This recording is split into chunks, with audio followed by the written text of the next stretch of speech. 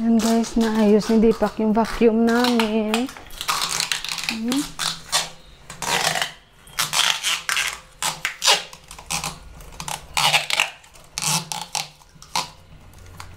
Guys, hapon ako nag-vlog kasi hapon ako nag-vlog ng Ilonggo na ako guys. Hapon na ako nakapag-vlog kasi naglinis ako dito sa aming dresser and doon sa study table ni Johan and nagpalit ako ng bed sheets.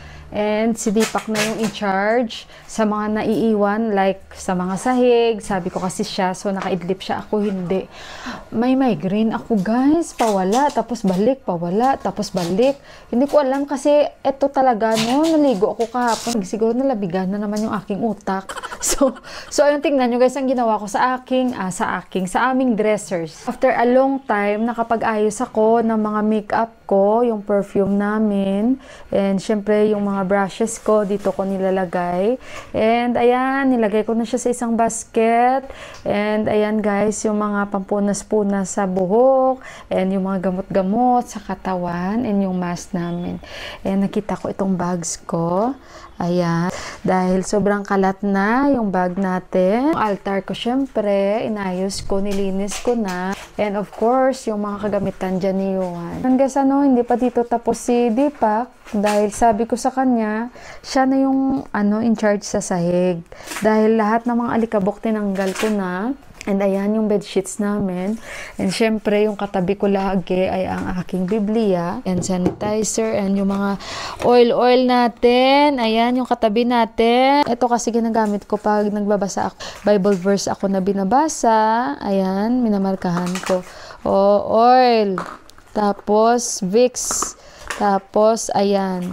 Tiger Balm.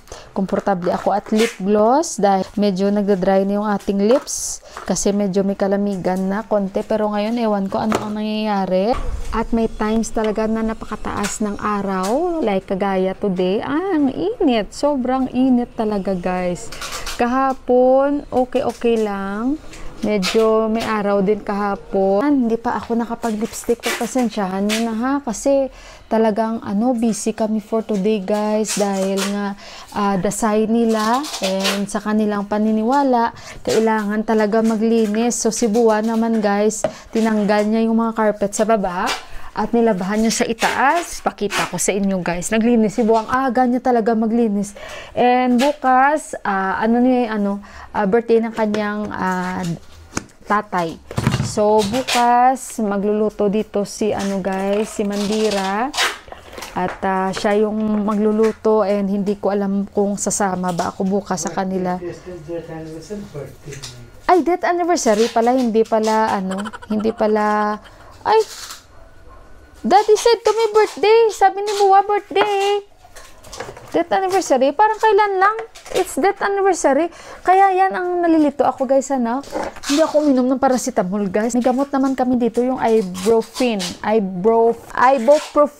Ayan Ayoko kasi minsan inom ng gamot ba na ganito kasi natatakot ako yung mga pain reliever. Pero si Deepak ng isang araw uminom siya kasi masakit yung ulo. Parang feeling ko after ni Deepak, like sipon, sakit na mga ulo. Pag si Deepak wala naman na ganun, sa akin naman napunta. So ngayon, wala na akong sipon. Siguro yung sipon ko, inatake lang siguro ako 3 days. Yun. Pero ngayon, thanks God, wala na guys. Yung migraine ko naman nito, siguro kasi sa sipon ko talaga, tapos parang black ba yung tenga ko guys, naramdaman ko talaga, parang black. So siguro parang may plema pa ako kasi medyo mayroon pa guys, medyo dry. So siguro sabi ko kay Deepak, baka sa sipon ko nga ito talaga. Sabi niyo, sa sipon yan. So hindi na rin ako minum nung pang cold talaga na paracetamol. So hindi na ako guys uminom nito, lalong-lalo ito, pero kanina pa ako gusto uminom. So sabi ko, ayoko uminom. Ganito ganyan. Kasi wala na akong abdo, natatakot ako baka yung kidney ko, yung mga ganun ba. Pero syempre meron ako maintenance sa high blood, yung mga ganun. Pero mga ganito bala, painkiller, di ba? Kasi minsan may tayo na hindi natin alam, matatapang yung mga painkiller. Pero kasi sumasakit talaga ulo ko guys ba. Kaya ang sabi hindi, baka sa sipon yan, uminom ka na ganito, ganyan. Kailangan ko man inumin yung paracetamol na isa na bigay ng surgeon ko. Kasi yun lang naman ang ininom ko guys, yung paracetamol na yun. After my operation, for 5 days lang yun. Paracetamol lang talaga ang ininom. Kaya nga nagulat ako after the operation, ito lang yung iinumin. Mainay talaga. So ayun, Yung paracetamol, meron pa ako natira na isang piraso lang naman. Pero galing talaga yun sa surgeon ko, guys. Dito ba, guys? Oh, dito ba, guys? Oh, siguro sa sinus ko rin. Dito, oh, kaya pag minamasahe ko, guys, nawawala siya, guys. Dito, oh, dito. Yan, parang nafe-feel ko yung pain dito. Dito, ayan. Kaya gustong-gusto ko siya i-massage.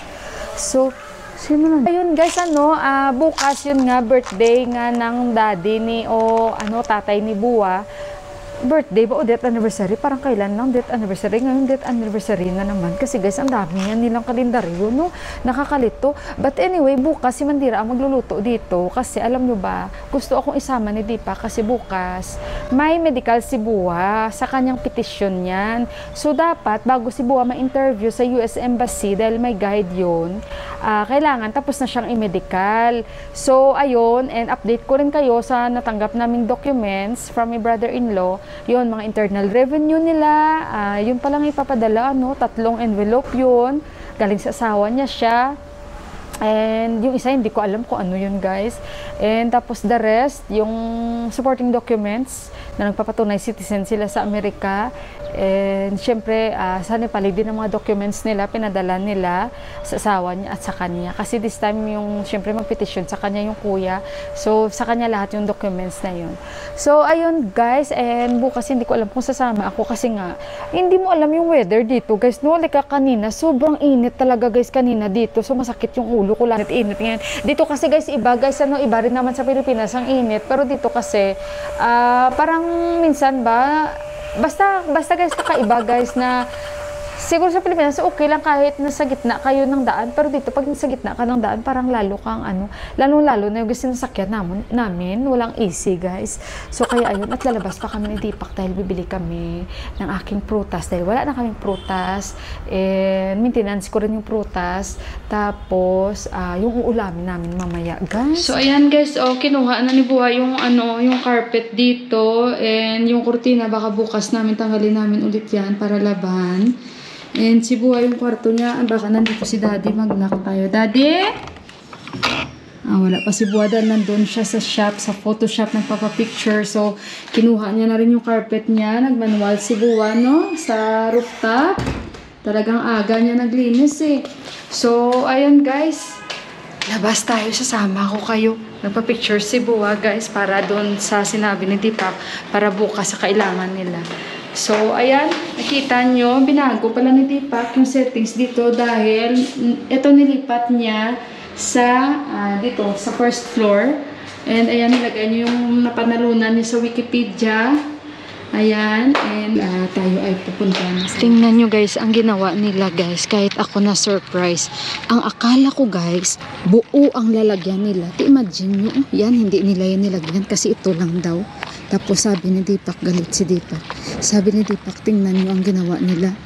What to do? Sabi ni Deepak. Ang naglagay, tamad din. Sabi ko, wala kayong magagawa, ganyan na. Ganyan lang daw. Ayun, andyan, guys, yung asawa ng aming kapitbahay. Ito nakasakay sa taxi. Yung anak niya, yung asawa niyang army nandoon na. Hindi ko na paano yung camera. Sino dahil nakatingin sila sa akin. Pero mabait na si Didi sa amin. Yung asawa niya nasa front seat. Ano yun, army? Uuwi syempre dahil Dasay. Nagmas tayo, guys, kasi maalikabok. Ngayon lang tayo nag-okay. Hindi man ako nagdoble, guys. Parang, ano ba yan?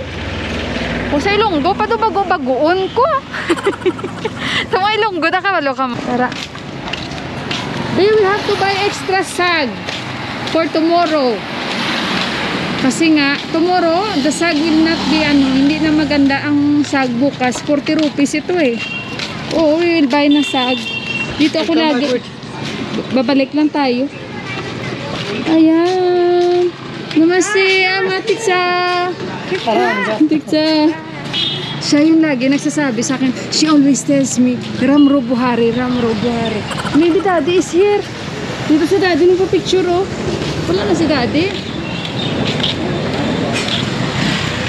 Ayan, guys. Dami ring marites sa likod ko. Yung mga nakaupo, mga marites yan. What I will cook? Ano yung tanungan na kaming dalawa? What? For me? Sandali mo na, guys, ha? We'll buy sag. Bili tayo dito ng sagay, so. Masarap itong sagay. 2 is enough. Are you sure? As we will eat? 3 so, just buy. Yan guys, bili tayo muna dito ha. Para otag 40 rupees. Ha? Pangit naman ang kulay ni Didi. Ate, okay na oh. Kuha kasi di pak ng pera. Sandali muna guys. So guys, ito na kami. Nandito na kami sa bahay. Ito yung mga pinamili namin guys. Oh. Ang dami na namang gulay na pinamili, no? Para bukas ito. Siguras dahon, coriander, sag. O, lulutuin naman ito bukas ni Mandira. Basta sabihan ko lang siya. Huwag niyang i-anon. Maanghang ba? Kasi, baka maanghang. Hindi ako pwedeng kumain. So, sabihan lang na hindi maanghang. And ito, huli. Yan. Ito daw lemon daw ito. Nagtaka ako kadipak. Ano ito? Kasi bibili nga sana siya ng lemon. Lemon daw ito. Bakit sabi ko maitim? Ayaw ko anong sabi dyan. Lemon daw eh. O yan o. Tapos, bumili kami nito. Ayan, labanos. Bili ako kunding patatas kasi hindi maganda yung ano niya guys. Gulay ni Didi dyan minsan. Basta siya binta lang siya na binta. Okay. Ganun lang siya. Pero minsan hindi ko talaga binibili Ito hindi ko alam anong klase. Ano ito? Masala ito. Sa achar to. Ayan. At saka ayan. Ito. Takara. Hindi ako dalang mangga. Wala na guys. Tapos na ang season ng mangga. So kaya ayan. Saka papaya. May roti. Tinapay para mamaya yung kakainin yung buwa. So ayun guys. At i-end ko na yung vlog ko. Kung hindi ako bukas makakasama, sa nag-request dyan na makita yung recipe kung paano sila gumawa ng achar, ipapakita ko sa inyo. Pero kung sasama ako bukas, kasi gusto akong isama ni Tipak, kaya tingnan na lang natin, no? And hindi natin alam kung ano ang mangyayari bukas. So tingnan natin kasi hindi pa namin alam kung ano yung magiging desisyon. And magluluto ako mamaya-maya guys dahil may work si Tipak. So kagabi ako din pala yung nagluto. And dahil may trabaho nga siya. So, end ko na yung vlog. Maraming salamat po sa inyong lahat. May God bless you all and magandang gabi. And ingat kayo natin. I love you. Bye-bye guys!